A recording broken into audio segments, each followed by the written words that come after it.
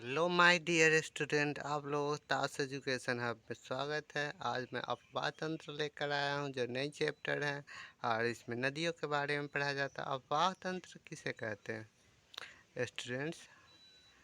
अफवाह तंत्र किसे कहते हैं आप जानते हैं? अगर नहीं जानते तो मैं बता देता हूँ।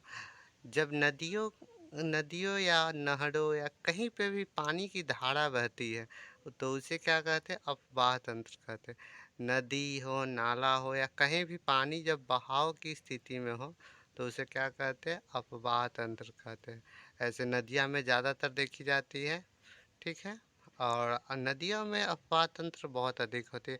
हर जगह नदी बहती है, रुकी हुई तो कभी नदी आपने देखा है? नहीं ना देखा है, तो इसलिए नदियों में अफवाह तंत्र होती है इसलिए। अब देखिए, अब इसमें आगे बढ़ाता हूँ तो सिंधु नदी क्या आता है? सिंधु नदी सबसे पहले नदी आपको बताने जा रहा हूँ, सिंधु नदी के बारे में। सिंधु नदी है कहाँ और कैसे बना, ये जानने के लिए वीडियो को पूरा देखें और अंत तक देखें।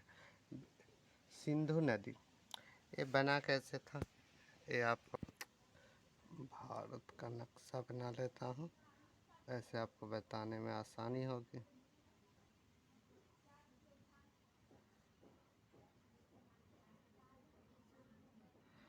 भारत का नक्शा बन के तैयार हो रहा है। ये हो गया भारत। यहाँ है मानसरोवर, कहाँ पे है? यहाँ पे मानसरोवर। कौन सा सरोवर है? मानसरोवर। मानसरोवर, मानसरोवर से नदी निकल के लद्दाख से होते होते ऐसे होकर पाकिस्तान, इधर कौन सा जगह आता है? इस तरह से पाकिस्तान आता है।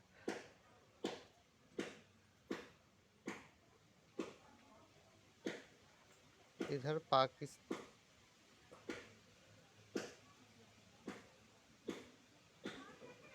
यहाँ पर पाकिस्तान है। इधर आप तो जानते हैं इस साइड भारत का कौन सा है? यहाँ पर पाकिस्तान है। तो यहाँ से मानसरोवर से निकलती है नदी और ऐसे होकर पाकिस्तान से होते हुए अरब सागर में मिल जाती है, ठीक है। ये कौन सा नदी है? सिंधु नदी। कौन सा नदी है दोस्तों? कौन सा नदी है? सिंधु नदी। सिंधु नदी कहाँ से निकलती है? मानसरोवर से। और ये कहाँ, यहाँ मानसरोवर से निकली और इधर कहाँ जाकर मिल जाती है? अरब सागर में जाकर मिल जाती है। अरब सागर में जाकर मिल जाती है। कहाँ मिलती है? अरब सागर में।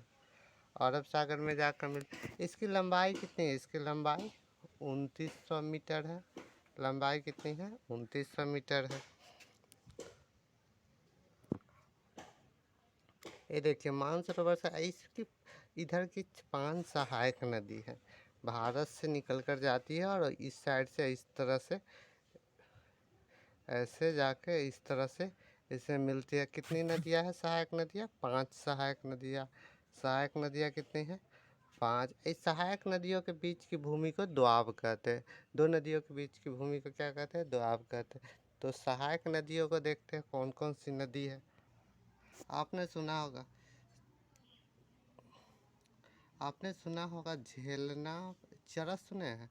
तो झेलना पड़ेगा गा चरस का विष, ये आपने सुना? देखे झेलना से झेलम, झेलम, च से चेनाब, र से रावी, स से सतलुज, ब से बी से ब्यास। तो झेलम, झेलम देखिए यहाँ झेलना पड़ेगा चरस का बीज। तो इसमें क्या है? झेलम, चेनाब, रावी, सतलुज और ब्यास। कौन कौन नदियाँ 5 को है? झेलम, चेनाब, रावी, सतलुज और ब्यास। ये 5 नदियाँ हैं जो भारत से जाकर मिल जाती है। किसमें? सिंधु नदी में मिलती है दोस्तों। किस में मिलती है? सिंधु नदी में मिलती है। यहाँ देखिए, और इसकी लंबाई कितना हो गया? 2900 मीटर है। 2900 किलोमीटर है। 2900 किलोमीटर है। और यहाँ पर एक गॉर्ज बना के आती है लद्दाख से। कहाँ पर भारत में कहाँ से तिब्बत में मानसरोवर कहाँ पड़ता है? तिब्बत में पड़ता है। अब मानसरोवर जो है सो मानसरोवर से यहाँ से लेकर ऐसे इस तरह से प्रवेश करते हैं तो यहाँ गॉर्ज बनाकर प्रवेश। गॉर्ज किसे कहते हैं? जब पहाड़ों को काट कर नदियाँ जब पहाड़ों को काटती हुई नदियाँ जब आगे बढ़ती है और जो पहाड़ों को जहाँ पे काटती है उसे क्या कहते हैं? गॉर्ज कहते हैं। तो यहाँ पर पहाड़ को काट रहे हैं इसलिए इसको क्या कहते हैं? गॉर्ज कहते हैं। क्या कहते हैं? गॉर्ज कहते हैं। इसका उद्गम स्थल कहाँ है दोस्तों? ये कहाँ से निकला था? ये उद्गम स्थल कहाँ है? मानसरोवर है। इसकी उद्गम स्थल मानसरोवर है। इसकी सहायक नदियाँ जो भारत से निकलती है वो कौन कौन है? इसकी सहायक नदियाँ जो भारत से निकलती है वो कौन कौन है? तो एक मिनट दोस्तों देख लीजिए। झेलम, चेनाब, रावी, सतलुज, ब्यास। मैंने आपको इसका ट्रिक भी बताया था।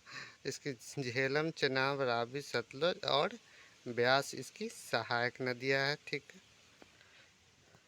एक और इसकी मुख्य बातें हैं। वो मुख्य बातें क्या है कि इस नदी का जो भी भारत में हिस्सा है इसका मात्र 20% ही भारत यूज कर पाता है। कितना यूज करता है? 20% यूज करना है भारत को। इस नदी का कितना यूज करना है? 20% ही भारत को पानी यूज करना है। बाकी बात किसको यूज करना है? पाकिस्तान को। लेकिन भारत क्या है ना कि इसके जल का मात्र 15% यूज कर पाता है क्योंकि यहाँ पर जो डैम है वो जंजर हो चुके हैं, उतने पानी रोक नहीं पाते। इस कारण से यहाँ का उपयोग थोड़ा कम हो पाता है।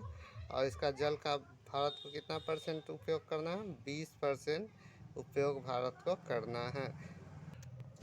यहाँ आपने शायद गौर कर रहे होंगे ये बीच दो नदियों के बीच की भूमि, इस तरह की भूमि भारत में देख रहे हैं। यहाँ इस सब है। ये पंजाब में ज़्यादा, हरियाणा पंजाब में पड़ता है। पंजाब में पड़ता है, हरियाणा तो इस साइड आ जाता है इसलिए यहाँ पर पंजाब पड़ता है। पंजाब में सबसे ज़्यादा दो नदियों के बीच की क्षेत्र को क्या कहते हैं? दोआब कहते हैं। तो देख रहे हैं इस तरह से एगो नदी गया है, यहाँ दोनों मिल गया तो ये बीच के क्षेत्र को क्या कहते हैं? दोआब कहते हैं। ठीक है। मेरे वीडियो देखने के लिए थैंक यू। लाइक करें और सब्सक्राइब करें।